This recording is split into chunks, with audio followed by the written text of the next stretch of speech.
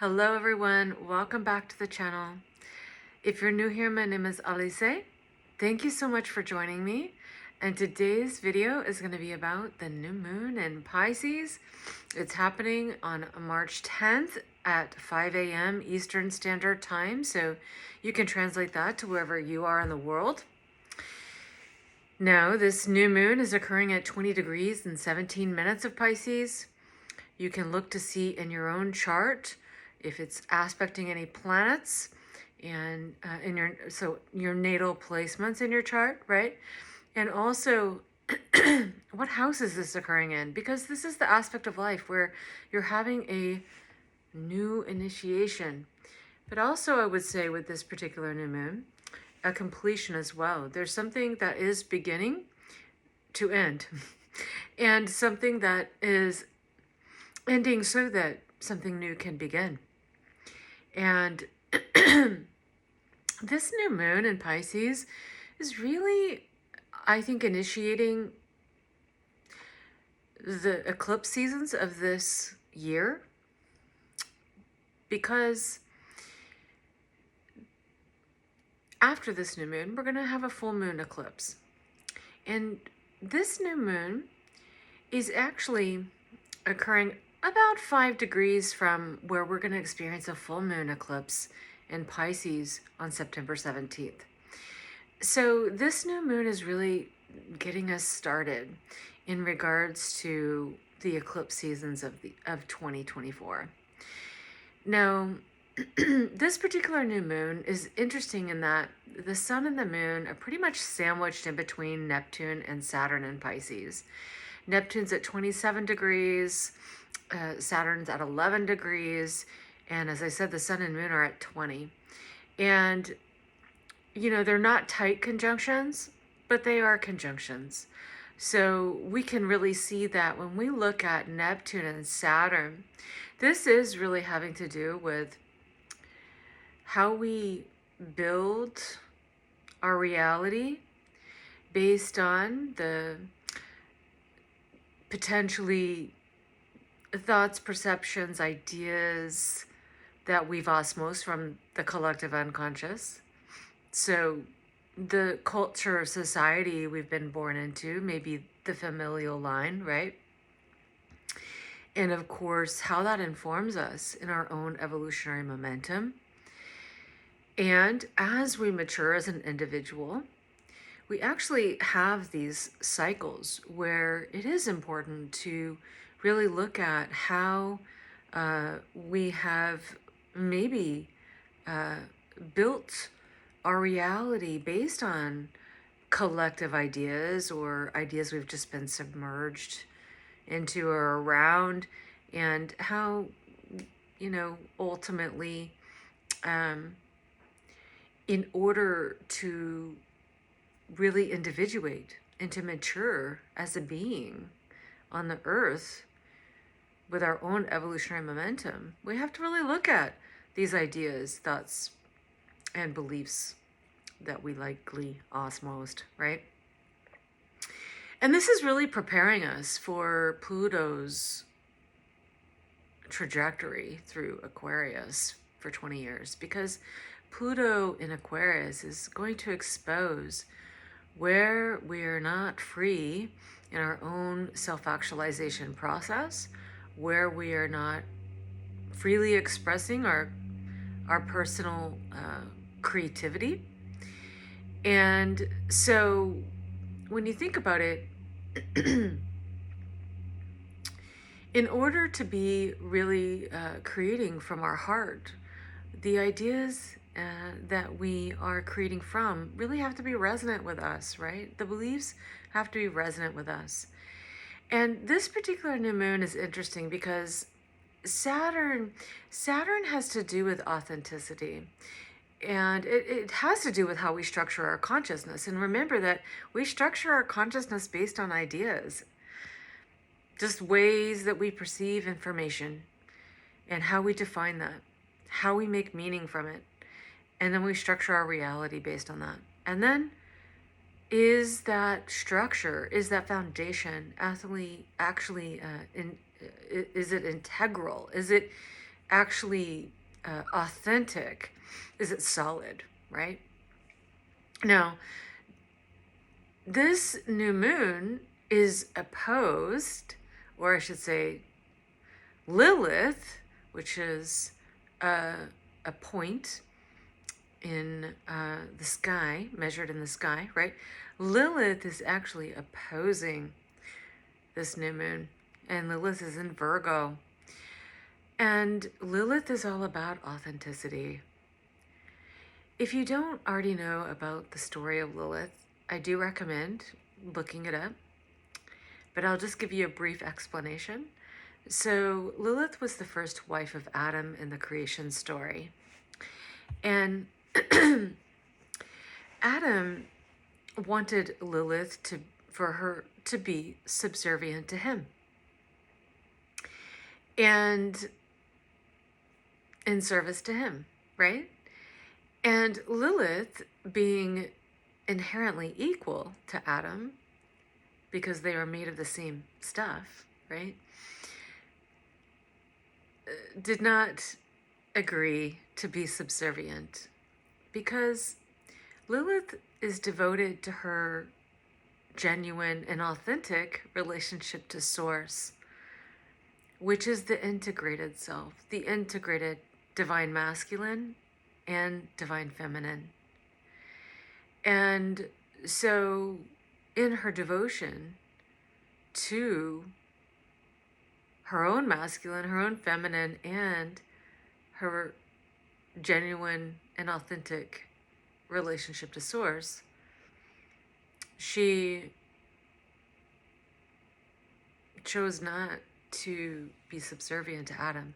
So Adam asked God, well, can I want another wife. Can you give me another wife then? And by the way, Lilith was cast out of the Garden of Eden because she wasn't willing to be subservient to Adam, right? So Adam's, asking God, I want another wife, will you give me another wife? And God says yes, because your wishes are always granted. And so God said,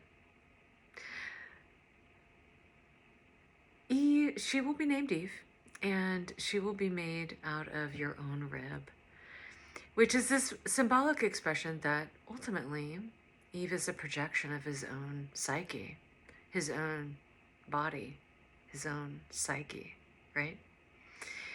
And so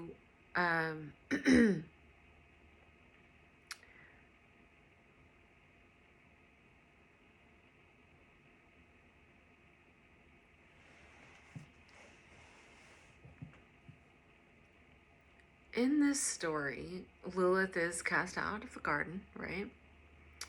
But in devotion to Source and equality and her own Mars and Venus, right?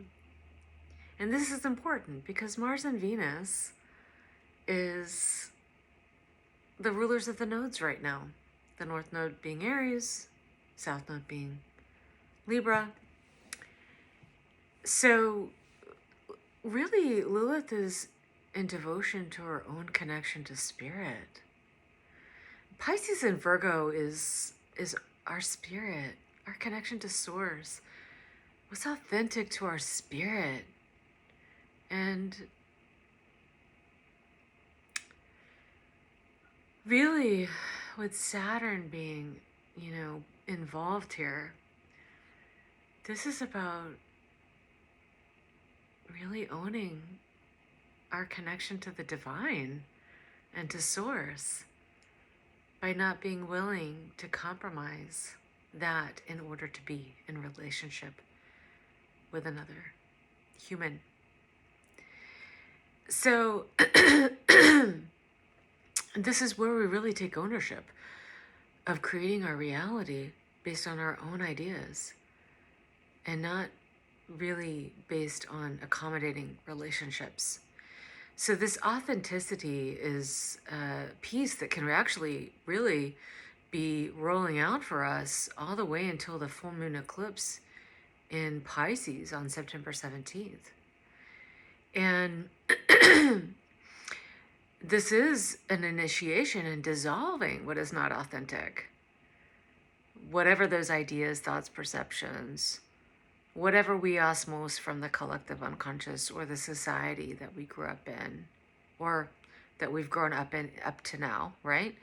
And maybe familial line as well, so that we can be authentic creators. Because really, brilliant creativity comes from authenticity. It does come from being vulnerable with your own expression, no matter how different, no matter how unique, and no matter how contrasted it is to other people and other groups, relationships, whatever it is, friends, you know? This is about being you, really authentically you. And when we're tapped into our own authentic nature, we're tapped into truth, the bigger truth, the truth that continues to expand and continues to include. And so I think this is preparing us for what Pluto will do in Aquarius, assisting us to really become more self-aware around our own creativity and our own heart, what really resonates with our own heart, and how to self-actualize that, and what inhibits us from self-actualizing that. And this is really about authenticity and really being willing to stand for your own truth and not settling for anything less, so that you can receive what you're designed to receive, because we really cannot receive what is authentically ours if we are not authentic. So interestingly, Mercury, which is the ruler of Virgo where Lilith is, right? Mercury is at 0 degrees of Aries. And that's very significant. I think that this is really telling around creating the new dream, because Mercury is in a new phase conjunction to Neptune in Pisces. And Mercury's at the degree that Saturn and Neptune will conjunct in February of 2026. And so this really shows, because it's at this very sensitive degree, and the entire wheel is 0 Aries, because that is the initiation point. It's the spring equinox, right? So this is really about creating our own dream based on our own desires, authentic desires, right? And how that will contribute to a new societal dream, a new social dream, a new collective dream. 0 degrees Aries. So I think we could be getting informed around what that means for us personally, so that we can be ready for that Saturn-Neptune conjunction. Because, you know, Saturn is a social planet. Neptune is a outer planet. This is about social and collective cycles. And how do we want to show up in the new social and collective cycle? We have the opportunity to really get in alignment with our true self, so that we can really show up for our own unique brilliance and unique creativity. So this new moon is about initiating what is authentic, being in service to what is authentic in our own personal lives, in our own personal connection to Source, and really being devoted to that, regardless of how that could change our relationships, our identity, and our commitments.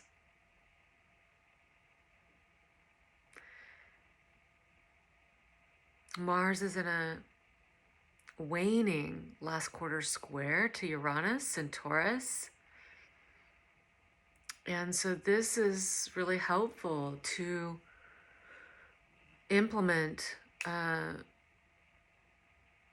separating from any ideas that are not serving us or that would not serve us in building this new reality for ourselves, the new dream for ourselves.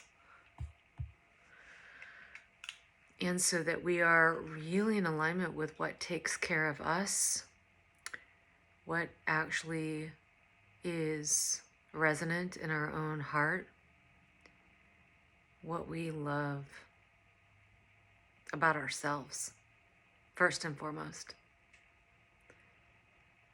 And what is our essential self? So I hope this is helpful.